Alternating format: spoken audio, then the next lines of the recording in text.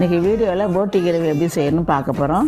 ஒரு குக்கர் எடுத்துக்கோங்க, 2 spoon oil போட்டுக்கலாம். பிரிஞ்சி இலை, பட்டை, லவங்க, கிராம்பு எல்லாம் ஒன்று போட்டுக்கலாம். ஒரு கொத்து கருவேப்பிலையும் போட்டுக்கலாம். 2 பச்சை மிளகாய் அதிலே போட்டுக்கோங்க. 4 பெரிய வெங்காயம் பொடியாக கட் பண்ணி வச்சுருக்கேன், அதுவும் அதிலே போட்டுக்கோங்க. 2 ஸ்பூன் இஞ்சி பூண்டு பேஸ்ட்டு, அதுவும் போட்டு நல்லா பச்சை வாசம் போகிற அளவுக்கு வதக்கிட்டு 4 பெரிய தக்காளி பொடியாக கட் பண்ணி வச்சுருக்கேன், அதுவும் அதிலே போட்டு சவக்க வதக்கிடுங்க. போட்டியை நான் 5 நிமிஷம் வேக வச்சு பொடியாக கட் பண்ணி வச்சுருக்கேன், அதுவும் அதிலே போட்டு நல்லா வதக்கலாம். ஒரு ஸ்பூன் வெறும் மிளகாத்தூள், 1 ஸ்பூன் கரம் மசாலா, 1 ஸ்பூன் தனியாத்தூள், 2 ஸ்பூன் குழம்பு மிளகாத்தூள் எடுத்துருக்கேன், அதுவும் அதிலே போட்டு 1 ஸ்பூன் சால்ட்டும் போட்டுருங்க. போட்டி வேக வச்ச தண்ணி இருக்கும், அதுவும் அதிலே ஊற்றிடுங்க. தேங்காயும் முந்திரியும் அரைச்சி வச்சுருக்கேன் பேஸ்ட்டு, அதுவும் அதிலே ஊற்றிட்டு நல்லா கலக்கிட்டு குக்கரை மூடிட்டு ஒரு 5 விசில் விடுவோம்.